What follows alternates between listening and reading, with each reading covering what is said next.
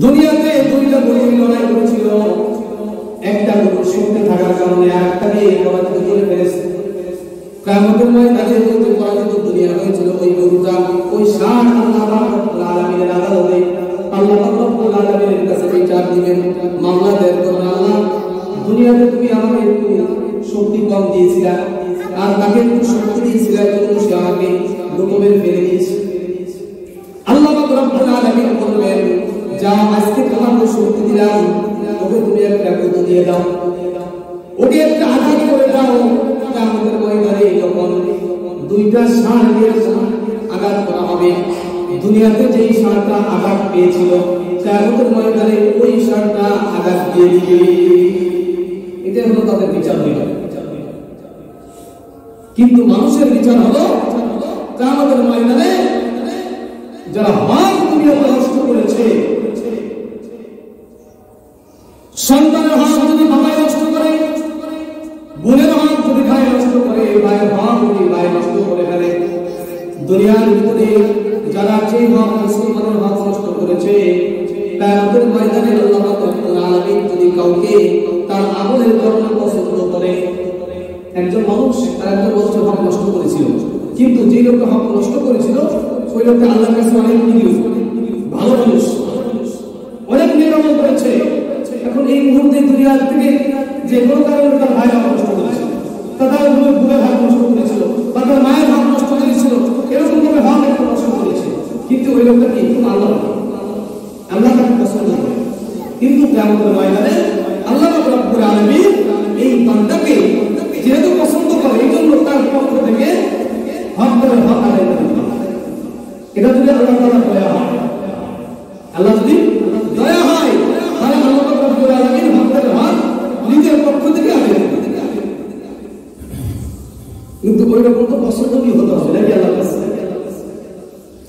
আল্লাহর হাবিব জনাব মুহাম্মদ রাসূলুল্লাহ সাল্লাল্লাহু আলাইহি ওয়াসাল্লাম বলেন, কিয়ামতের ময়দানে হকদারের হক যখন আদায় করা আল্লাহ চলে আসবে, তখন ময়দানে মাশারে আল্লাহ রাব্বুল আলামিনের দরবারে বিচার মামলা দায়ের করে দিবে হকদার।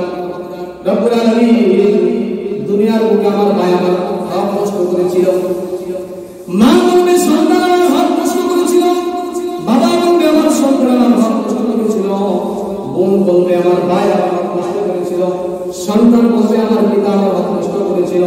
এই যে হক নষ্ট করেছিল, কিয়ামতের ময়দানে আল্লাহ রাব্বুল আলামিন হকদারদেরকে ডাক দিয়া দুইজনের পিছনে ফয়সালা করবে, যাও আজকে তুমি তোমার ভাইয়ের হক মিলাইয়া দাও, তোমার বোনের হক আদায় করে দাও, তোমার মেয়ের হক আদায় করে দাও, তোমার ছেলের হক আদায় করে দাও, তোমার মায়ের হক আদায় করে দাও। এই দুনিয়াতে যদি কোনো ব্যক্তি বিপদে পড়ে যায়, একজন হলেও তাকে সাহায্য করে, কেউ না কেউ তাকে কি সাহায্য করে। আজকে দুনিয়া থেকে যদি কোনো মুসিবতে পড়ে, টাকা পয়সার অভাবে পড়ে, আমাদের কাছে ভাই বলে, ভাই আমার 50,000 টাকা অতি প্রয়োজন, দিতেই হবে না, ওই লোকটা যদি বাধ্য হয়ে যায়, যা বিপদটা ছেড়ে আয়, বিপদ দূর হোক। কিন্তু কিয়ামতের ময়দানে সবাই যখন মামলা দায়ের করবে, আল্লাহ রাব্বুল আলামিন বলে, যাও তোমার বোনের হকটা তুমি আদায় করো, তোমার মায়ের হক আদায় করে দাও। তখন ওই বান্দা নির্মল হয়ে যাবে, কিভাবে হক আদায় করবে? আল্লাহ রাব্বুল আলামিন বলবেন, তুমি সারা জিন্দেগীর ভিতরে যত নেক আমল করেছো, সমস্ত নেক আমলগুলো হকদারের পাওনা অনুযায়ী তোমার নেক আমল দ্বারা তাদেরকে মিটাইয়া দাও। আপনি সারা জিন্দেগীর ভিতরে শুধু নেকের কাজ করছেন, ভালো কাজ করছেন, ওটুকুনি নেক আমল করেছেন, কিন্তু হকদার যখন হক নষ্ট করেছেন, তখন একজন হকদার আসবে, তার যে পাওনা আছে 10 টাকা দিয়ে পাবে, ওই 10 টাকা অনুযায়ী নেক আমল তার আমল করতে নিয়ে যাবে। আল্লাহর হাবিব জনাব মুহাম্মদ রাসূলুল্লাহ সাল্লাল্লাহু আলাইহি ওয়াসাল্লাম বলেন, কিয়ামতের ময়দানে যখন হকদারের হক আদায় করতে এক পর্যায়ে হকদারের হক আদায় শেষ হবে না, কিন্তু তার আমলনামা থেকে নেক আমল শেষ হয়ে যাবে, নেক শেষ। আরেকজন এসে বলবেন, আল্লাহ এই লোকটা আমার হক নষ্ট করেছিল, আরেকজন বলবে এই লোকটা আমার হক নষ্ট করেছিল। এখন হকদারের হক আদায় করে দিবে, কিন্তু আমলনামায় কোনো নেক আমল নাই। আল্লাহ রাব্বুল আলামিন তখন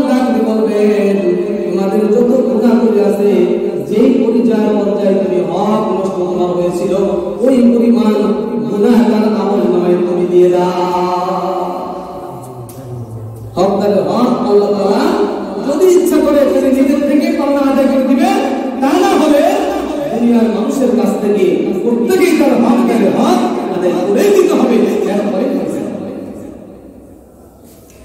তৃতীয় নম্বর আদালত হবে হকুল্লাহ, বান্দার হক সম্পর্কে একটা আদালত হবে। আল্লাহ হাবিব জানাবেন মুহাম্মদ রাসূলুল্লাহ সাল্লাল্লাহু আলাইহি ওয়াসাল্লাম বলেন, কিয়ামতের ময়দানে যখন হকুল্লাহ আল্লাহর হক সম্পর্কে আল্লাহ রাব্বুল আলামিন জিজ্ঞাসা করবে, বান্দারে তোর আমল নামায় কত নামাজ ছিল, তুই পড়েছিল কয়েকটা পড়িস নাই, তোর উপরে যদি হজ ফরজ হয়েছিল কিনা, তোর উপরে যাকাত ফরজ হয়েছিল কিনা, এই হক তুমি আদায় করেছিল কিনা, তুমি হক আদায় না করে আল্লাহ রাব্বুল আলামিন যদি কোনো বান্দাকে ইচ্ছা করে নিজের সম্পদ থেকে এটাকে মাফ করে দিবে। আল্লাহ রাব্বুল আলামিন বলবেন, আমার হক যেহেতু তুমি নষ্ট করেছো, আমি আল্লাহ তাআলা তোমাকে মাফ করে দিলাম। কিন্তু বান্দার হক তুমি করবে নষ্ট করে, আল্লাহ রাব্বুল আলামিন কিন্তু ক্ষমা করবে না। আল্লাহ রাব্বুল আলামিন ডাকতে বলবেন, বান্দারে আমার হক তুমি যদি নষ্ট করতে, আমি ইচ্ছা করলে তোমাকে মাফ করে দিলাম, আমাকে কষ্ট দিলে আমি তোমাকে মাফ করে দিলাম। আর একজনকে তুমি মাফ করবে, আমি মাফ করার কি? আরেকজনকে আপনি আরেকজনকে কি করছেন? আপনি একটা থাপ্পড় মারছেন, আপনি আমার কাছে মাফ করে হইব, হ্যাঁ আমি মাফ করে কি হইব? আল্লাহ রাব্বুল আলামিন বলবেন, হক যেহেতু তার নষ্ট করেছো, হক কিন্তু আদায় করে দেওয়া লাগবে।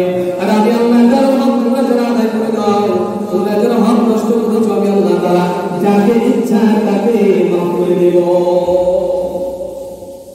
এই জন্য ভাই আল্লাহ হক আল্লাহ ইচ্ছা করলে মাফ করবে। আপনি নামাজ পড়েন নাই, আল্লাহ দেখবে, কিন্তু আরেকজনের হক নষ্ট করেছে, এটা কিন্তু আল্লাহ দেখবে না। তবে যাও ওর কাছ থেকে মিটে আসো, যার মাধ্যমে তুমি মিটাইতে চাই দেখি ওভাবে মিটাই। এই জন্য ভাই হকুল্লাহ আর হকুল ইবাদ, বান্দার হক আদায় করতে হবে। বান্দার হকের ভিতরে একটা হক হলো একজন আরেকজনকে কি করবে না, হিংসা করবে না, নিন্দা করবে না, আরেকজনকে এরকম ভাবে আরেকজনের মালের প্রতি লোভ লালসা এরকম দিবে না, চোখ দিবে না। আমাদের স্বভাবটা কি, আমরা আরেকজনের একজন নিয়ামত প্রাপ্ত হয়েছে, আল্লাহর পক্ষ থেকে তাকে কিছু দেওয়া হয়েছে, আরেকজন ওদের থেকে চোখ টাকায় ওরা কেন দিল? আমি গরু পাললে গরু বেশি বাড়ে না বলে যাই, আরেকজনের প্রতি বছরই গরু বাড়তেছে, আর আমার যা আমি কিনে শুধু কি দেয়, এটা তো আমরা পয়সা না, এটা তো মানুষের কোনো পয়সা না। তাই যে আয়াতে কারিমা করা হচ্ছে সূরাতুল কাহাফ, আল্লাহ রাব্বুল আলামিনের আমাদের সামনে নজরে দুটি ঘটনা আছে। আল্লাহ সাল্লাল্লাহু আলাইহি রাহমাতুল্লাহ আলাইহি তাফসীরে মাঝারির ভিতরে আছে যে মক্কা নগরীতে দুইটা ভাই ছিল, একজন ইমানদার আর একজন কাফের। একজন ইমানদার আর একজন কাফের। ওনার পিতা যখন দুনিয়া থেকে চলে যায় ৮,০০০ স্বর্ণ করে রেখে দিয়েছে। কয় হাজার? ৮,০০০। ৮,০০০ যদি হয় তাহলে ভাই হলো দুইজন, ভাই হলে কয়টা ভাগ হবে? দুইটা ভাগ হবে। তাহলে কত করে পাইবো? ৪,০০০ করে একজন, ৪,০০০ করে এক একজনে নিয়ে গেছে। দুই ভাই কিন্তু একজন কাফের আর একজন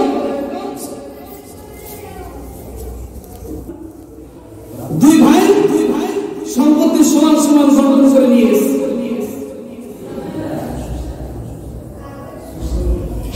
বড় ভাই কাফের, ওই লোকটা ১,০০০ দিনার দিয়ে ১,০০০ দিনার দিয়ে একটা জমি ক্রয় করেছে। আর যে মুসলমান ওই ১,০০০ টাকা আল্লাহর রাস্তায় দান করে দিয়েছে, আর আল্লাহর কাছে দোয়া করে রব্বুল আলামিন, আমার ভাই ১,০০০ টাকা দিয়ে একটা জমি ক্রয় করেছে, আর আমি ১,০০০ টাকা তোমার রাস্তায় দান করে দিলাম, জান্নাতের ভিতরে তুমি আমার জন্য একটা জমির ব্যবস্থা করে দিও। প্রথম ভাই বড় ভাই ১,০০০ টাকা দিয়ে একটা ঘর নির্মাণ করেছে। মুসলমান ভাই ১,০০০ টাকা আল্লাহর রাস্তায় গরিব মিসকিনদের দান করে দিয়েছেন, আর আল্লাহর কাছে দোয়া করতেছেন, রব্বুল আলামিন আমার ভাই একটা বাড়ি নির্মাণ করেছে, আমি আমার কাছে দরখাস্ত করি তুমি জান্নাতের ভিতরে আমার জন্য একটা বাড়ি নির্মাণ করিও। এভাবে দুইজনে একজন দুনিয়া কামাই করতেছে, আখিরাত কামাই করতেছে, একজন দুনিয়ার জন্য ব্যয় করতেছে, আর একজন আখিরাতের জন্য ব্যয় করতেছে। আর আখিরাত টাকা দিয়ে দাসী বান্দি যা কিছু দরকার কাপড় ক্রয় করেছে। আর মুসলমান ভাই আর 1,000 টাকা আল্লাহ রাস্তায় দান করে দিয়ে আল্লাহর কাছে দোয়া করে রব্বুল আলামিন জান্নাতের ভিতরে আমার জন্য হুর এবং গেলমানের ব্যবস্থা করে দিও। একজন ব্যবসায়ী কাজে বাকি টাকাগুলো কাপড়ের ব্যবসার কাজে লাগাই দিয়েছে। বাড়ি নির্মাণ করেছে, জমি ক্রয় করেছে, আর বাড়িতে ব্যবসা করার জন্য চাকর বাকর সব নির্মাণ করেছে। আর একজন মুসলমান সে আল্লাহর রাস্তায় দান করে আল্লাহর কাছে দোয়া করে দিয়েছে। এভাবে করতে একদিন ওই যে মুসলমান ভাই তার সমস্ত টাকা পয়সা সব শেষ হয়ে গেছে। এখন সে গরিব হয়ে গেছে, তার আর কোনো কিছু টাকা পয়সা হাতে অন্য কিছু নাই, খাবার কোনো কিছুই তার পকেটে নাই। এদিক দিয়ে যে কাপড়ের যে অমুসলমান ভাই তার অনেক টাকা পয়সা হয়ে গেছে, কারণ সে ব্যবসা বাণিজ্য করে অনেক টাকা পয়সার দৌলতের মালিক হয়ে গেছে, অনেক বাগানের মালিক হয়ে গেছে, অনেক খেজুরের বাগানের মালিক হয়ে গেছে। ওই খেজুর বাগানে অনেকে চাকরি বাকরি করে, অনেক কাজকর্ম করে। একদিন হঠাৎ করে ওই যে মুসলমান ভাই ফকির হয়ে গেছে, মনে মনে চিন্তা করলেন আমার ভাই তো অনেক বড় লোক, তার কাছে যদি আমি একটু সাহায্য চাই হয়তো সাহায্য পাই। সাহায্য চাইলে হয়তো সাহায্য আমি পাই। মুসলমান ভাই গরিব অসহায় মিসকিন হয়ে গেছে, একদম কোনো কিছু নেই, রাস্তার পরে দাঁড়িয়ে গেছে। যেই রাস্তা দিয়ে ওই বড়লোক গরিব ভাই হাঁটা চলাফেরা করে, হঠাৎ করে ভাইয়ের সঙ্গে দেখা হলো, কি ভাই তুমি এখানে কেন, কি অবস্থা, তোমার অবস্থাটা কি? ভাই আমি তো সব কিছু আল্লাহর রাস্তায় দান করে দিয়েছি, এখন আমার আর কোনো কিছু নাই, তুমি যদি আমাকে একটু সাহায্য করো। কাফের ভাই বলছেন কারণ হলো আমার আব্বা যাদের যত সম্পদ ছিল সমান ভাগে আমি তোমার ভাগ নিয়ে নিয়েছো, এখন আমার সম্পদ থেকে আমি তোমাকে কিছুই দিব না।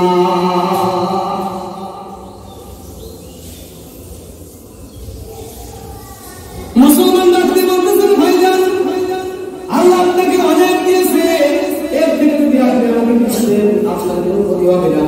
ভাই আল্লাহ আমাকে দেয় না, এটা আমার ব্যক্তিগত সম্পত্তি, এটা আমার নিজের কারণে হয়েছে, এটা আমি ব্যবসা বাণিজ্য করে আদায় করেছি, আমি বড়লোক হয়েছি এটা আমার নিজের কারণে, এটা আল্লাহ আমাকে দেয় নাই, তুমি আল্লাহকে দিয়ে দিয়েছো, যাও আল্লাহর কাছ থেকে আসো।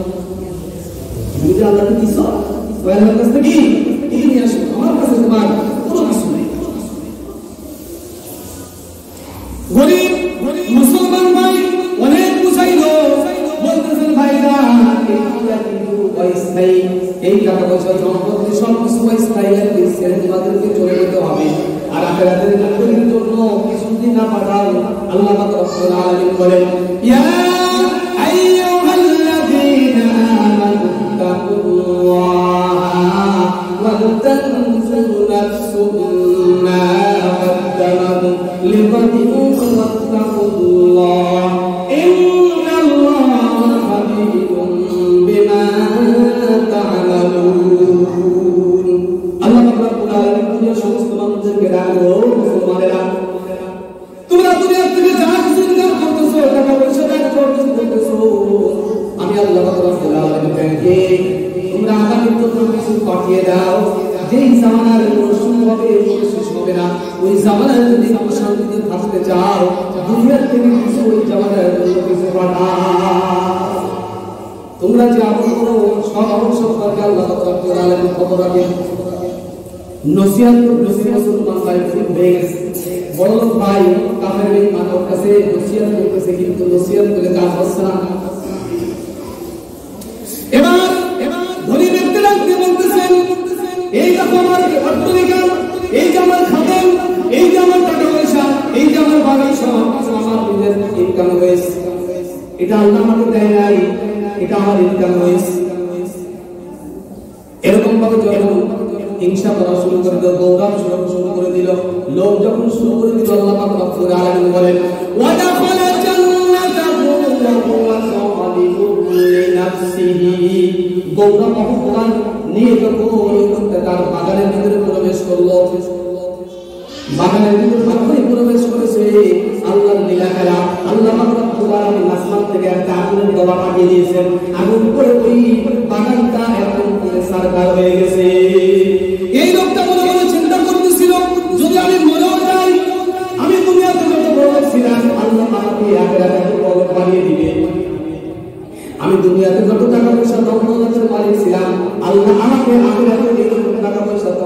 জান্নাতের মালিক বানিয়ে দিবেন।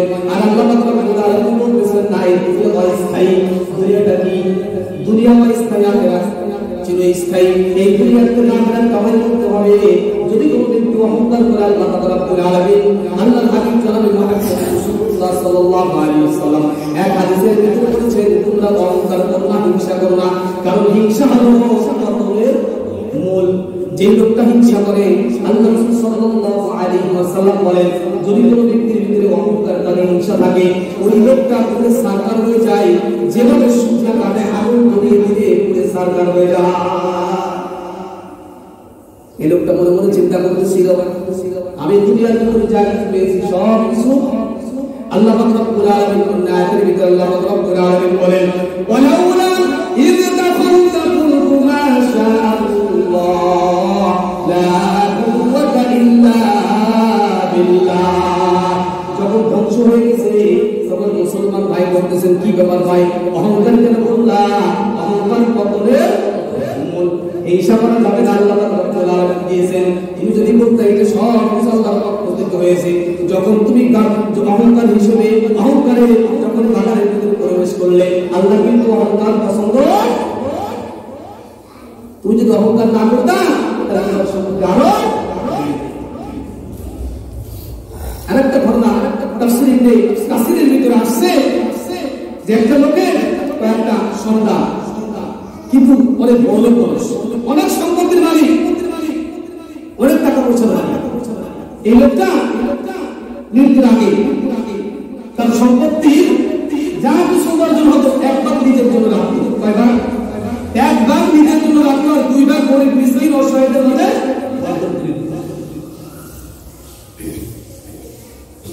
আমাদের দেশে তো ধান গম এই সমস্ত জিনিস হয়, আর ওদের সময় তো অনেক খেজুর। এই খেজুর পাকার একটা সিজন আছে না, ধান কাটার একটা সিজন আছে না, এরকম ভাবে অসহায় মানুষগুলো, এলাকার অসহায় মানুষগুলো ওরা চিন্তা করতো যে ওই লোকটার খেজুর বাগানে খেজুর পাকলে কবে, পাকলে আমরা কি লাভ পাই। আর সকলেই ওই বাগান করার জন্য যদি ওখানে ভালো হয়, বেশি হয়, তাহলে আমরাও বেশি পাই, ওখানে যদি না হয় তাহলে আমরা কি পাই। এই জন্য সকলেই ওই বাগানওয়ালার জন্য দোয়া করলাম, এই বাগানওয়ালার বাগানটা একটু হিফাজত করো, অন্যের বাগানে যা কিছু হতো তার থেকে দ্বিগুণ হতেই হবে।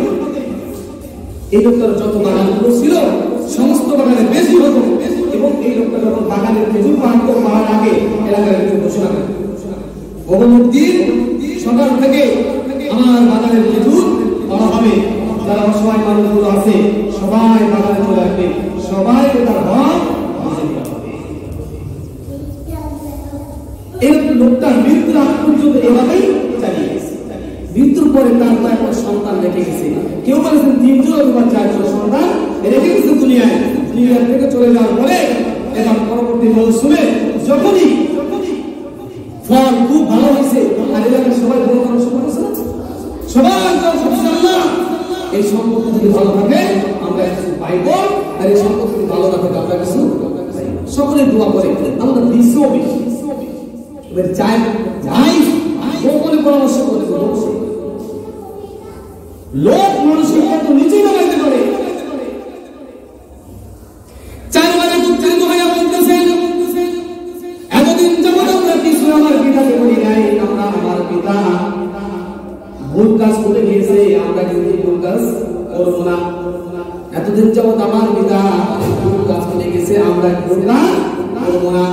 এই যে সম্পত্তি সব কিছু হকদার আমরা, এই এলাকার গরিব মিসকিনেরা একটু এর ভিতরে হকদার নয়। চার করে পরামর্শ করলো কি করা যায়, গভীর রাতে পরামর্শ করতেছে আর চিন্তা ভাবনা করতেছে আমার অমুক দিন খেজুরের বাগানে খেজুর কাটতো, আমরা তার 2 দিন আগে কেটে ফেলবো, আর এলাকার ভিতরে আমরা ঘোষণা করবো না, এলাকার ভিতরে ঘোষণা করবো না। আর যেই দিন নির্ধারিত একটা দিন আছে ওই দিনের আগে 2 দিন আগে আমরা খেজুর ফেলে ফেলবো, এলাকার মানুষ জানতেও পারবে না, তাদের উপর দেওয়াও লাগবে না। আমার কারু আমার আল্লাহু খায়রুল নাকিরিন। আল্লাহ তাআলা কোরআন বলেন তোমরা যতই সহযোগিতা করো না কেন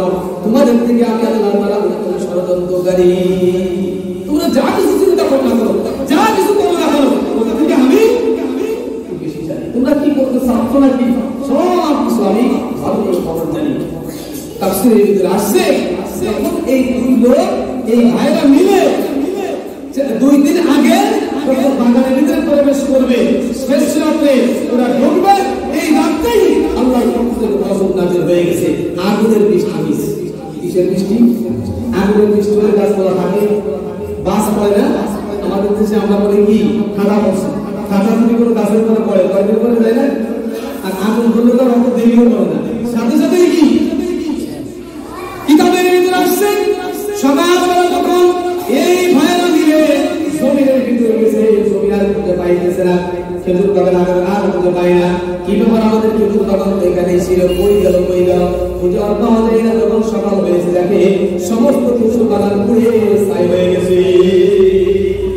এই জন্য আল্লাহ পাক রব্বুল আলামিন বলেন, তোমরা প্রত্যেকের হক তোমরা দিবে, কার প্রতি হিংসা করবে না। হিংসা যদি করো আল্লাহ পাক তোমাকে ধ্বংস করে দিবেন। হিংসা হলো পথের মূল। এজন্য ভাই হিংসা করা যাবে না। একটা গল্পের ভিতরে আছে, হাদিসের কথা না, কোরআনের কথা। একটা গল্প, দুই ভাই, এক ভাই আল্লাহ ইবাদত করতে একটা আল্লাহর নিয়ামত প্রাপ্ত হয়েছে, অনেক টাকা পয়সা রহমতুল্লাহ এবং গরু বাছুর বহুত কিছু হয়ে গেছে। কিন্তু পাশের ভাইয়ের একটা দেখে হচ্ছে চলে একটু সাইড হয়ে ওরা তো কিছু পত্রিকা আসো কয়েকদিন যে বলছে এই সমস্ত পত্রিকা পাইছে, ও বলে না দিয়েছে। কিভাবে দিয়েছে? যে বন্ধায় দিয়েছে আমি লোকটা বলতেছেন যে আমি আল্লাহ করতে আল্লাহ আমাকে এই দিয়েছে। ওই লোকটা আল্লাহর ইবাদত করা শুরু করে দিয়েছে। কোন কোন কিতাবের ভিতরে গল্পের ভিতরে আসছে আলাদিনের চেরাগের কথা আসছে। যখন তিনি লাভ করছে, এই চেরাগটা লাভ করছে আল্লাহর ইবাদত করতে, তখন ওই যে চেরাগটা ধরলে একটা দেও করি বা জিন করে তাকে দেও বলা হয়, এরা বের হয়েছে। কি ব্যাপার, কি চাও আমাকে রাখছো কেন? আমার ভাই সম্পত্তি চাই, আমিও সম্পত্তি চাই। কেন তার বেশি হয়েছে? তখন দেওয়া বলতেছেন যে তোমাকে আমি দিতে পারি শর্ত একটা। কটা শর্ত? শর্ত একটা, তোমার যদি 1 কেজি দিই তোমার ভাই হবে 2 কেজি। কথাটা বলছেন?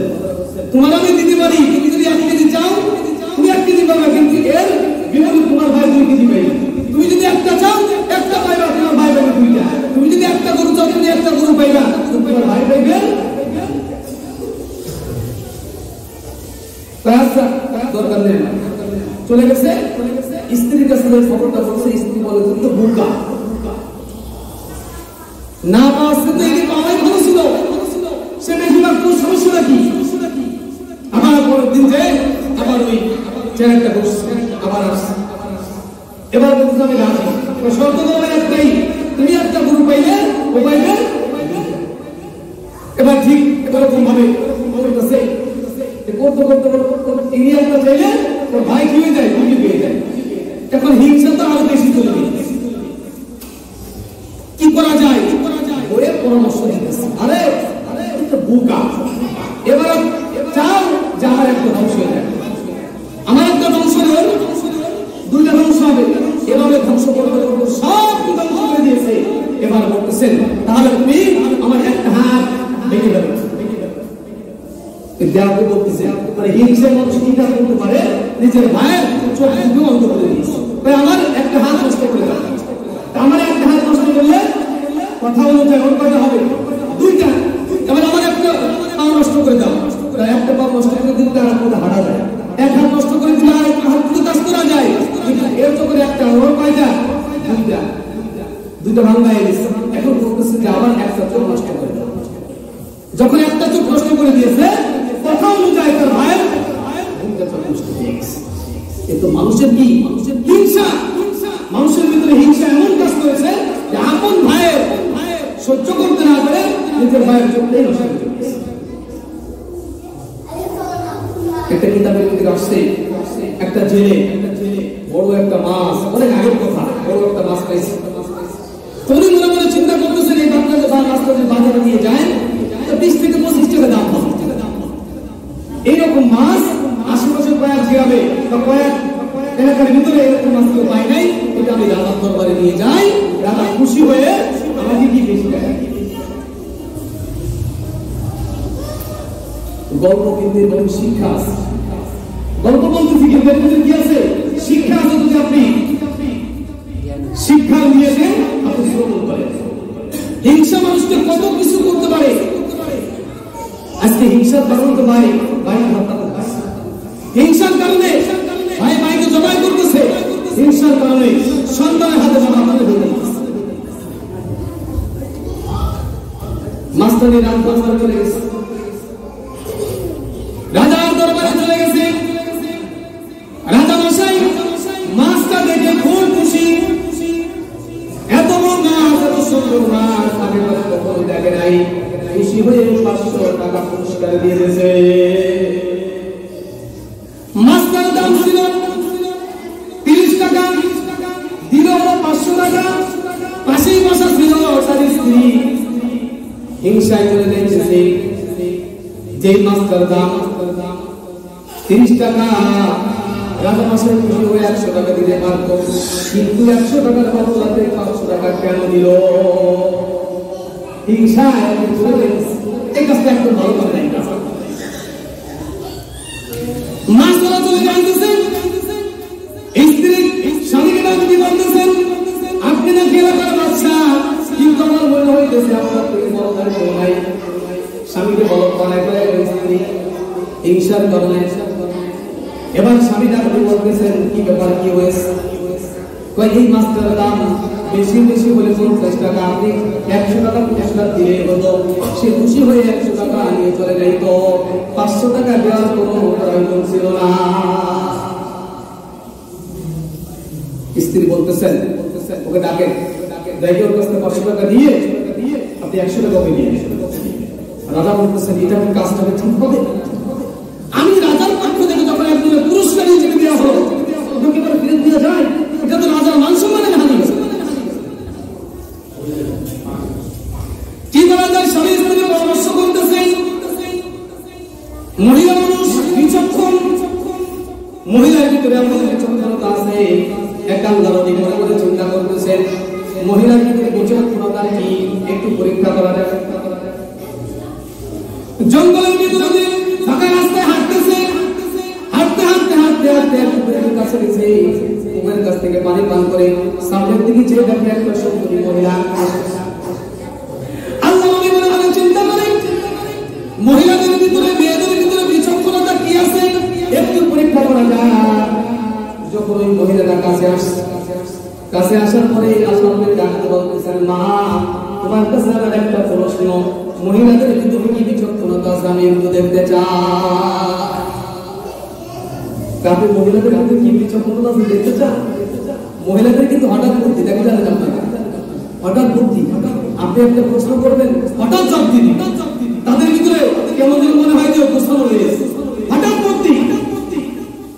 আল্লাহ বলতেছেন, মহিলাদের ভিতরে বিচক্ষণতা কি আছে আমি একটু দেখতে চাই। এবার মহিলারা ডাক দিয়ে বলতেছেন, আপনি ভাবে চিন্তা কথা বলেন। হ্যাঁ, আমি চিন্তা ভাবনা করে দেখলাম মহিলাদের ভিতরে কি বিচক্ষণতা আল্লাহ দিয়েছে আমি একটু দেখতে চাই। মহিলার সাথে সাথে নিজের কাপড়টা, হাতের কাপড়টা টান দিয়ে ছেড়ে ফেলে চিৎকার মেরে ডাক দিয়ে বলতেছেন, বাঁচাও বাঁচাও বাঁচাও। যখন এই মহিলার কণ্ঠ থেকে বাঁচাও শব্দ বের হয়ে গেছে, চতুর্দিকে যত কিছু সব বলেছিল সকল মহিলা চলে আসছে। এটাকে আল্লাহ নবী এবং মহিলা যখন এই দেখে আল্লাহ নবী ডাক দিয়ে বলতেছেন, মা এই লোকগুলো তো আমাদের কাছে আসতেছে, আমাদের মেরে ফেলবে। তোমার এই বাঁচাও শব্দ শুনিয়া মনে মনে ওরা চিন্তা ভাবনা করছে, আমি তোমাদের কোনো খারাপ ব্যবহার করেছি, আমি তোমার সাথে কোনো খারাপ আচরণ করেছি, এই জন্য তুমি যে বাঁচাও বাঁচাও করেছো, এই জন্য সেই চিন্তায় এই চিৎকার মেরে এই শব্দ পাইয়া সকলে হয়ে আসতেছে। কিন্তু তাদের প্রত্যেকের হাতে একটা আছে, আমাকে সাইজ করে বলবো আমি মারা যাইব, তুমি আমাকে বিপদ থেকে বাঁচাও। মহিলা পাশে যে কূপটা ছিল, কূপের ভিতর থেকে পানি উঠাইয়া নিজের শরীরে থেকে ঢেলে দিলেন। আর যখন লোক জমা হয়ে গেল, এবার ডাকতে বলতেছেন কি ব্যাপারে বুজুর্গ আপনাকে কোনো কিছু বলছে, তা সে কি আপনার সঙ্গে কোনো খারাপ ব্যবহার করছে কিনা? মহিলা ডাকতে বলতেছেন না, আমি এই কূপের ভিতরে পড়ে গিয়েছিলাম, এই কূপের থেকে বাঁচার জন্য আমি বাঁচাও ডাকতে বলতেছিলাম, আরে এই আল্লাহর বান্দা আমাকে এই কূপ থেকে তাড়িয়ে আমাকে বাঁচিয়েছে। মহিলার সঙ্গে যখন আল্লাহ নবী মহিলার বাসায় চলে গেলেন, বাসায় যাওয়ার পরে রাত্রে মেহমানদারি, সকালবেলা তখন আল্লাহ নবী চলে গেলেন, মহিলা ডাকতে বলতেন আল্লাহ নবী মহিলাদের বিরুদ্ধে বিচক করতেছি, তা আপনি দেখছেন আমার হাত? আল্লাহ নবী বলেন আমি হায় হায় টের পাইছি মহিলাদের ভিতরে কি আছে। আর জীবনে কখনোই মহিলাদের ভিতরে কি আছে বিচক করতে আমি কখনোই দেখতে চাইবো না। রাজার মহিলা ডাকতে বলতেছেন আপনি একজন বলো, আপনি রাজা নাকি বলো, এই পরামর্শ করতেছেন। এবার রানী পরামর্শ দিতেছেন আপনি ওই জেলেকে ডাকতেন এবং জিজ্ঞাসা করেন এই মাছটা পুরুষ নাকি মহিলা। যদি বলেন পুরুষ আপনি বলবেন আমার মহিলা মাছ চাই, আর যদি বলেন যে মাছটা মহিলা আপনি বলবেন আমার পুরুষ মাছ চাই। কেরা করে দিয়ে তখন আপনি টাকা ফেরত নিয়ে 100 টাকা দিয়ে দিবেন। কি বলছেন? আপনি মহিলা পরামর্শ দিতেছেন, জেলে যখন আসবে আপনি বলবেন যে মাছটা কি পুরুষ নাকি মহিলা। কি কিরকম কি সম্ভব যে মাছটা পুরুষ নাকি মহিলাকে বাছাই করা? এই কিরকম কি সম্ভব? রাজা মশাই চিন্তা করতেছেন ভোট দিলে তো খারাপ না, ভোট দিলে তো অনেক ভালো। এবার জেলেকে ডাকছে, জেলে ভাই তোমাকে রাজা মশাই ডাকছে, আবার বাড়ির ভিতরে আসছে। এবার জেলেকে ডাকতে বলতেছেন যে তোমার মাছটা পুরুষ নাকি মহিলা। মাছ চিন্তায় মারা গেছে, আরে পুরুষ না মহিলা এত কিছু মনে করতে পুরুষ তো শুনি নাই। আমি যদি এখন বলি পুরুষ কিন্তু তো অন্য কোনো কায়দা অন্য কিছু পাই, যদি বলি মহিলা তাহলে তো অন্য কিছু না। মাছ ওরা ডাকতে বলতেছেন রাজা মশাই আমার মাছটা পুরুষ ওরা মহিলা, আমার মাছটা হলো পুরুষা, আমার মাছটা পুরুষ ওরা মহিলা না, আমার মাছটা কি পুরুষা, ফার্সি ভাষা পুরুষা তার মানে হলো তৃতীয় লিঙ্গের। আমরা যাকে আমরা কি বলি আমাদের দেশে ইজলা, আমার মাছটা হলো ইজলা, আমার মাছটা পুরুষ না মহিলা না। রাজ দরবারে যত লোক ছিল সকলে হেসে দিয়েছে, এমনকি রাজা মশাই হেসে দিয়েছে। এই হাসার কারণে রাজা মশাই খুশি, আরো 500 টাকা বকশিশ দিয়ে দিল। 1000 টাকা বকশিশ নিয়ে যখন চলে গিয়েছিলেন গেটের পাশে যখন গেছে, গেটের পাশে যখন গেছে ওই মাছওয়ালার পকেট থেকে 5 টাকা পড়ে গেছে জমিনে। 5 টাকা। এবার মহিলা তো আরো সাথে চলে দিয়েছে, হ্যাঁ করতেছিলাম একটা হয়ে গেল। মহিলার ভিতরে এত হিংসা, ওই মাছওয়ালা পকেট থেকে 5 টাকা পড়ে গেছে এবং ওই মাছওয়ালা 5 টাকা উঠাইয়া মহিলা রাগেতে রাজা বলতে দেখেন এত টাকা বকশিশ দিলেন, ওই টাকার প্রতি কত লোক, যদি লোক না থাকতো 5 টাকা পড়ে গেছে, কত ফকির মিসকিন আমার এই গেটে ঢোকে, তারা নিজেই তো এই টাকার বেশি লোক, এই জন্য সে 5 টাকা পড়াইয়া চুমা দিয়েছে। ওকে আপনি আবার ধরে রাখবেন, ওর কাছ থেকে সব টাকা ছিনে এবং তাকে আপনি কিছু বকশিশ দিবেন, মাছ ধরে রাজা লোক মাছওয়ালাকে ধরে আসছে। যখন কাছে আনছে কি ব্যাপার তোমার এত লোক করো টাকা, তোমাকে 1000 টাকা দিয়েছে আর 5 টাকা তোমার পকেট থেকে পড়ে গেছে, ওটাকে পুরাইয়া তুমি চুমা দিতেছো, কত বড় সাহস তোমার। এটাতে রানীও চেতে গেছে, কত বড় সাহস, কত লোভ এই লোকটা, এই লোকের টাকার ভিতরে অনেক লোভ, হিংসায় মানে ভিতরে চলে যাইতেছে কিন্তু আমি দেখা মাছওয়ালা ওই রকম বিচক্ষণ লোক। মাছওয়ালা বলছে রাজা মশাই আসলে আমি টাকা জমা দিই, ওই টাকার ভিতরে রাজা এবং রাজার কন্যা, রাজা এবং রাজার স্ত্রী রানীমার ছবি আছে। আমি মনে মনে চিন্তা করলাম যদি নিচে করে থাকে তাহলে তো আমার কি রাজা মশাই নিচে করে থাকলে কোনো একটা লোক যদি আসে ওই টাকার উপরে পড়া যায় ওটা আমার রাজা মশাইয়ের মান সম্মানের হানি হবে, এই জন্য আমি রাজা মশাই খুশি হয়ে আরো 500 টাকা টাকা দিয়ে চলে যেতেছেন রাজা মশাই। এবার রাজপ্রহরী দাবি করতেছেন, এলাকার ভিতরে ঘোষণা করে দাও, আজ থেকে কোনো ব্যক্তি তার নারীর কথায় এরকম ভাবে চক্রান্ত শিকার হবে না। আমি যেরকম শিকার হয়েছি আমার স্ত্রীর কথা শুনি, যেখানে 500 টাকা দিলে হয়ে যেত সেখানে আমার 1500 টাকা লাগলো আমার নারীর কথা শুনে। নারীর ভিতরে কি চক্রান্ত আছে এটা যারা সংসার করে তারাই বোঝে। সেটা আল্লাহ একটা নিয়ম। নারী কিন্তু আল্লাহ নিয়ম, কিন্তু নারীর ভিতরে কিছু সবচেয়ে বড় স্বভাব হলো হিংসা। হিংসা এমন তাফসীরের ভিতরে আসে হিংসা 3 প্রকার। কয় প্রকার? হিংসা 3 প্রকারের। 3 প্রকার মহিলাদের ভিতরে আছে, 2 প্রকার মহিলাদের ভিতরে আছে, আর 1 প্রকার পুরুষের ভিতরে আছে। 1 নম্বর হিংসা হলো আল্লাহর নিয়ামত প্রাপ্ত হয়েছে। অনেক মহিলা, পাশের বাড়ির মহিলা অনেকগুলো মুরগির বাচ্চা হয়েছে, অনেকগুলো হাঁসের বাচ্চা হয়েছে, আমার ভাই না।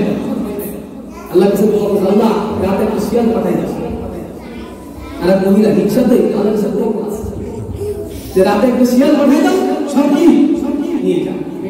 ও নিজের পাওয়ার কি ইচ্ছা না, কিন্তু ওটা ধ্বংস হয়ে যায়। এটা মহিলাদের একটা স্বভাব, হিংসা। যে অন্য আল্লাহর নিয়ামত কেন প্রাপ্ত হলো, ওর কাছ থেকে নিয়ামত ছিনিয়ে নেওয়া হোক, ওর কাছ থেকে না থাকে, আমি পাই আর না পাই ওর এটা মহিলাদের ভিতরে স্বভাবটা আছে। দ্বিতীয় স্বভাব হলো যে অমুক পাইছে, অমুকের কাছ থেকে কিভাবে এটাকে চিন্তাই করে নেওয়া যায়। ও যাতে না পায় আমি পাইব, কেন পাইব? ওর হবে কেন আমার হবে? আমি গরিব কেন, বড়লোক কেন? আমি বড়লোক হবো, গরিব হবে। আমি টাকা পয়সার মালিক হবো, ও গরিব হবে। ও আমার কাছে হাত পাতবে, আমি দিব না, এটাই থাকবে। কিন্তু আমি কেন তার কাছে হাত পাতি? এটাই হলো মহিলাদের ভিতরে স্বভাব। আর পুরুষের ভিতরে আরেকটা হিংসা আছে। এই হিংসাটা হলো, একটা হলো অমুক অর্জন করেছে আমি অর্জন করবো, অমুক যেভাবে অর্জন করেছে আমি ওইভাবে অর্জন করার চেষ্টা করবো। এইটা হলো মহিলাদের ভিতরে না, এটা পুরুষের ভিতরে আছে। এই জন্য ভাই আমার হিংসা এমন একটা মারাত্মক জিনিস। হিংসা আল্লাহ রাসূল সাল্লাল্লাহু আলাইহি ওয়াসাল্লাম বলেন, হিংসা মানুষকে এত নিচে নামায় দেয়, তার নেক সব কিছু ধ্বংস হয়ে যায়। এই জন্য ভাই হিংসা করা যাবে না। আল্লাহ পাক রব্বুল আলামিন বলেন কিয়ামতের ময়দানে এই হিংসা যারা করবে, আল্লাহ রাসূল সাল্লাল্লাহু আলাইহি ওয়াসাল্লাম বলেন, ইয়া আইয়ুহাল্লাযীনা আমানু ইজতানিবু কাসীরাম মিনাজ যান্নি ইন্না বা'দাল যান্নি ইসmun ওয়া লা তাজাসসু ওয়া লা ইয়াগতাব বা'দুকুম বা'দা আইয়ুহিব্বু আহাদুকুম আন ইয়াকুলা লাহমা আখিহি মাইতান ফাকারিহতুমু ওয়াত্তাকুল্লাহ। হিংসা করা খারাপ। হিংসা হলো এমন একটা জিনিস, আল্লাহ রাব্বুল আলামিন কোরআনে নির্দেশ করেছেন, হিংসা হলো এমন একটা জিনিস মৃত্যু ভাইয়ের বস্তু খাওয়ার সমতুল্য। এই জন্য ভাই হিংসা করা যাবে না। অনেক হয়েছে আমি হতে পারি নাই, অনেক আল্লাহর নিয়ামত প্রাপ্ত হয়েছে আমি আল্লাহর নিয়ামত প্রাপ্ত হতে পারি নাই, কিন্তু কেন পারি নাই এর জন্য আমাকে চিন্তা। আল্লাহ আমাকে দিয়েছে, আমাদের কেন দিল না? এটা আমার দোষ, আমি আল্লাহর কাছে চাই না। আল্লাহ ইচ্ছা করলে আমাকে ভাই হিংসা করা কখনোই না। হিংসা খুব মারাত্মক একটা জিনিস।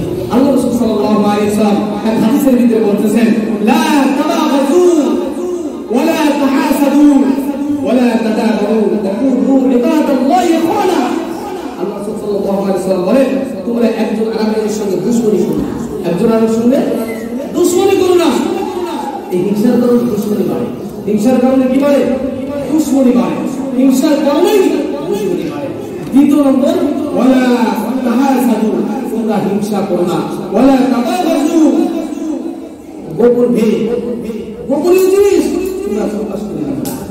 এক ভাই আমার কাছে গোপনীয় একটা জিনিস, একটা কথা বলেছে, গোপনীয় কথা, এটা প্রকাশ করা যাবে না। বলে দিয়েছে ভাই আপনার একটা প্রকাশ করার দরকার, এলাকা সবার জানাই, জানানোর পরে খবরটা একটা কাজ করবে, এলাকার ভিতরে সবাই জানুক একটা কথা। এটা যদি আপনি চান তাহলে একটা কাজ করবেন, আপনার স্ত্রীর কাছে বলবেন যে গোপনে একটা কথা আপনার স্ত্রীর কাছে বলবেন, আর বলবেন কি এই কথাটা কেউ যেন না জানে। ও দেখবেন আরেকজন মহিলার কাছে বলবে, তারও বলবে খবরদার এই কথাগুলো আরেকজনের কাছে না বলো, ও দ্বিতীয় আরেকজনের কাছে বলবে, সবাই একই কথা বলবে, কেউ কোনো না জানে, দেখা যাবে পরবর্তীতে সবাই। এটা তো ভাই গোপন ভেদ, গোপনীয় জিনিস। আপনি রাসূলুল্লাহ সাল্লাল্লাহু আলাইহি ওয়াসাল্লামের জামানায় একজন সাহাবী রাস্তাতে হাঁটতেছে, হাঁটতে একজনের বাড়ি গোসলখানার দিকে নজর পড়ে গেছে। কথাটা খেয়াল করুন, আমরা তো কোনো কিছু দেখলেই প্রকাশ করে দিই মানুষের সামনে। নজর পড়ে গেছে গোসলখানার ভিতরে, গোসলখানার ভিতরে একজন যুবতী গোসল করতেছে, গোপনে চুরি দেখে ফেলেছে। ওখান থেকে উঠিয়া মাথা নিচু করে দিয়া ওই এলাকা ছেড়ে অন্য জায়গায় চলে গেছে। আল্লাহ নবী বিশ্বনবী মুহাম্মদ রাসূলুল্লাহ সাল্লাল্লাহু আলাইহি ওয়াসাল্লাম ওই সাহাবীর নাম ছিল সালামা। ওই আল্লাহ রাসূল সাল্লাল্লাহু আলাইহি ওয়াসাল্লাম সালামা সম্পর্কে জিজ্ঞাসা করে কোথায় আছে, কেউ তো খবর নিতে পারে না। ওখান থেকে চলে গেছে, 40 দিন পার হয়ে গেছে। একটা গুহার ভিতরে আল্লাহ রব্বুল আলামিনের কাছে সিজদায় বললেন, রব্বুল আলামিন আমি আমার তাজিম দেখে দেখা আমার সমনীয় না উচিত হয় নাই। আল্লাহ আমি তো দেখে ফেলেছি, আল্লাহ তুমি আমাকে মাফ করে দাও। 40 দিন কাঁদতে করতে হযরত জিবরাইল আলাইহিস সালাম আল্লাহর দরবারে আসে, ইয়া রাসূলুল্লাহ আপনি আমাকে খুঁজতেছেন, মুক্ত চলে গেছে, এরকম একটা ঘটনা ঘটে গেছে, এলাকা ছেড়ে অন্য এলাকায় চলে গেছে। হযরত আবু বকর সিদ্দিক রাদিয়াল্লাহু তাআলা, হযরত আলী রাদিয়াল্লাহু তাআলা, হযরত ইবনে আব্বাস রাদিয়াল্লাহু তাআলা, হযরত তালহা রাদিয়াল্লাহু তাআলা, হযরত ওমর ইবনে খাত্তাব রাদিয়াল্লাহু তাআলা কয়েকজন সাহাবী রওনা দিলেন এই সাহাবাদের খোঁজার জন্য। বুঝতে মরুভূমির ভিতরে চলে গেলেন। এলাকার ভিতরে একজন রাখালেরা ওই যে গরু চলাইতেছে, রাখালেরা বকরি চলাইতেছে, তারা কথাবার্তা বলতেছে একজন আরেকজনের সঙ্গে। এবার হযরত ওমর রাদিয়াল্লাহু তাআলা জিজ্ঞাসা করেন, এইরকম চেহারা কোন লোক তোমরা দেখেছো কিনা? না, এরকম কোন চেহারা লোক দেখি নাই। ওই দেখো একটা পাহাড়, পাহাড়ের ভিতরে একটা লোক ওর ভিতরে আছে। এই দীর্ঘদিন হয়ে গেল, শুধুমাত্র বের হয় আবার গর্তের ভিতরে ঢোকে, আবার গর্তের থেকে করতে বের হয়, আবার গর্তের ভিতরে করতে ঢোকে। আর আল্লাহর কাছে তাহলে কয়, আল্লাহ তুমি আমাকে মাফ করে দাও, আল্লাহ তুমি আমাকে মাফ করে দাও। এই লোকটা কিন্তু ওপর যদি দেখছে, কিন্তু তার কাছে প্রকাশ করে নাই। অথচ আল্লাহর দরবারে কি করতে কান্নাকাটি করতে যখন রাসূলুল্লাহ সাল্লাল্লাহু আলাইহি ওয়াসাল্লামের দরবার থেকে আনা হলো, তখন বলতেছেন আমাকে হাত এবং পা বাঁধো, কারণ আমি বড় অন্যায় করে ফেলেছি। ওই দিকে নজর দিয়ে আমার উচিত ছিল না, কিন্তু আমার নজর পড়ে গেছে। আমি কিন্তু ইচ্ছাকৃতভাবে নজর করি নাই। তারপরেও আল্লাহর দরবারে যখন আল্লাহর পক্ষ থেকে এই সাহাবা সম্পর্কে আল্লাহ রাব্বুল আলামিন ক্ষমা ঘোষণা করে দিয়েছে, আল্লাহ তাআলা তোমাকে মাফ করে দিয়েছে। আমরা যদি হতাম, আমাদের কাজটা কি ছিল? আমরা দেখছি ওই মেয়েদের বিবাহ যদি না হয়, আর কোনদিন যদি ভালো ছেলের সাথে বিবাহ না হয়, এরকম আমরা কি একদম উঠে লেগে নেই। সেজন্য আল্লাহ রাসূল সাল্লাল্লাহু আলাইহি ওয়াসাল্লাম বলেন, ওয়ালা তাদাবারু, গোপনীয় ভেদ, গোপনীয় জিনিস তোমরা প্রকাশ করে দিও না। ওকুনু ইবাদাল্লাহি ইখওয়ানা, তোমরা হয়ে যাও একজন আরেকজনের ভাই, তোমরা হয়ে যাও একজন আরেকজনের বোন, তোমরা মুসলমান একজন আরেকজনের ভাই। এই জন্য ভাই হিংসা, লোভ, এই সমস্ত থেকে আমাদের নিজেদেরকে হেফাজত করতে হবে। আমরা যদি হেফাজত না থাকি, লোভ এমন একটা জিনিস, ঈসা আলাইহিস সালাম তার সকল সঙ্গী ছিল একজন নবী মানুষ, তার সকল সঙ্গী ছিল একজন নবী মানুষ। 3টা রুটি নিয়ে হযরত ঈসা আলাইহিস সালাম রওনা দিয়েছে। যখন রওনা দিয়ে কিছু দূর যাওয়ার পরে দুইজনে 2টা রুটি খেয়েছে, আর একটা রুটি ওখানে রেখে দিয়েছে।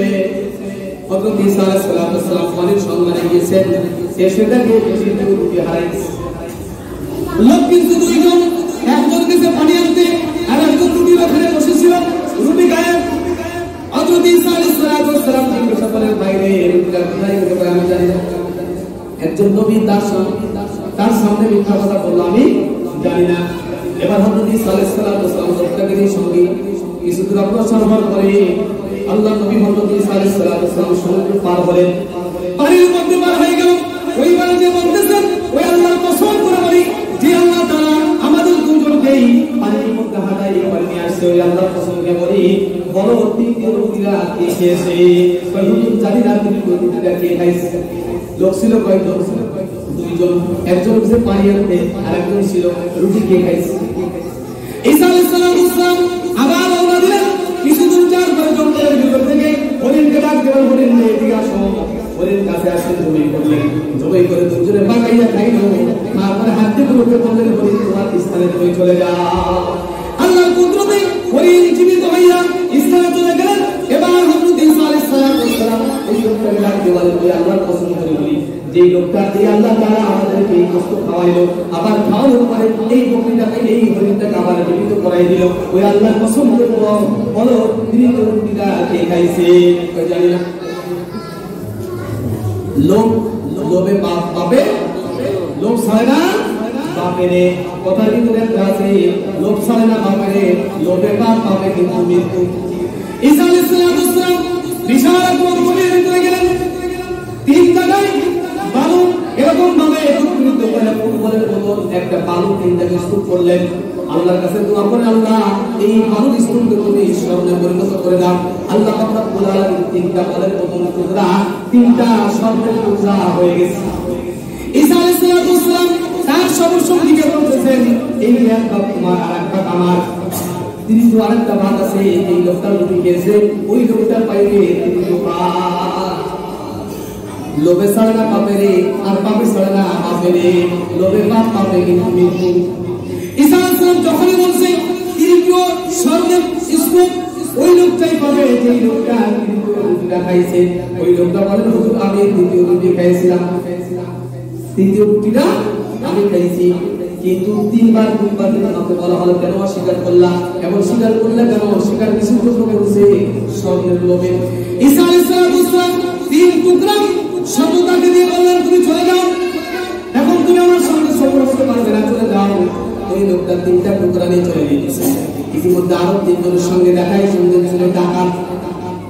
এই তিনজনের সঙ্গে দেখা, আরো দুইজনের সঙ্গে দেখা, এই দুইজন মিলা ওই লোকটাকে ঘেরাও করেছে, তোমার ভিতরে যা কিছু তোমার কাছে আছে সব কিছু আমাদেরকে দিয়ে দাও। নিরুপায় হয়ে ওর চিন্তা করে সব করে দিয়ে দিতেন। তো ভাই আমরা তিনজন, আমাদের তিন টুকরা স্বর্ণ স্তূপ আছে, আমরা তিনজন ভাগ করে দিই। তিনজনের তিন টুকরা দিয়ে রওনা দিয়েছে। কিছু যাওয়ার পরে ওই যে লোকটা মালিক ঈসা আলাইহিস সালাম জানতে, ওই লোকটা মনে করে চিন্তা করতেছেন, এই তিনজনে মারা যায় কি, দুজনে মারা যায় কিভাবে? আর এই দুজন চিন্তা করতেছে ওই বাঘ ওরা মায়ের কিভাবে ওর কাছ থেকে এই টুকরা আনে যায়। এবার মনে করে চিন্তা করে এই লোকগুলা এক জায়গায় টুকরা লাগছে, তোমার বাজার থেকে দিদি শুকনা খাবার কিনে আনে। যেই লোকটা মালিক এখানে বসো, আমি রুটির কলা নিয়ে আসি। যখন রুটির কলা আনতে গেছে, রুটির কলার ভিতরে বিষ ঢুকাইছে। খেয়াল হলে রুটির কলা খাওয়ার পর কি যাবে? ওই দুজন মারা যাবে। আর এই দুজন বন্দি করছে, ও আসার সাজাতে পারবে না। লোভে পাপ পাবে। যখন এই লোকটা রুটির কলা নিয়ে আসছে, তখন এই দুই লোক রুটি রাইখা করে মারি দেয়। আগে 12 পাথরতে 12 মেরে মরার পরে এখানে দুজন বলতেছে, আমরা তো সকলে খোদার রুটি হলো, আসলে এই রুটি আর কলা খেয়ে, রুটি আর কলার ভিতরে কি আছে, খাইলে কি হবে? ওরা কি জানেন? রুটি আর কলা দুজনে খাইলে সাথে সাথে কি হলো? লোভে পাপ পাপে মৃত্যু। সর্ব যেখানে থাকার কথা সেখানে রয়ে গেছে। ঈসা আলাইহিস সালাম সকল করে আমার বৃদ্ধি পথে ওই পথে রেখেছিলেন। দেখেন তিনটে লাশ পড়ে আছে আর তিনটি স্বর্ণের স্তূপ পড়ে আছে। ঈসা আলাইহিস সালাম আল্লাহর কাছে দোয়া করলেন, আল্লাহ এই স্বর্ণকে তুমি ভালো বানিয়ে দাও। সাথে সাথে স্বর্ণ ভালো হয়ে গেল। আল্লাহর কাছে দোয়া করলেন, এই তিনটে লোক কেন হয়েছে? তখন আল্লাহ সরাসরি ঈসা আলাইহিস সালামকে বললেন, ঈসা আলাইহিস সালাম বললেন, লোভে বা পাপে এই জন্য ভাই লোভ করা যাবে, বেশি লোভ করলে ক্ষতি, নিজেরই ক্ষতি। এই জন্য লোভ এবং হিংসা এই দুটো জিনিস থেকে যদি আমরা হেফাজত থাকতে পারি, বাঁচতে পারি, আল্লাহ রাব্বুল আলামিন আমাদের সকল ইবাদতকে, আমাদের সকল ইবাদতগুলো আল্লাহ রাব্বুল কবুল হবে। আর যদি আমার ভিতরে হিংসা থাকে, আমার ভিতরে লোভ থাকে, তাহলে লোভের কারণে একদিন আমার মৃত্যু হয়ে যাবে। আর আল্লাহ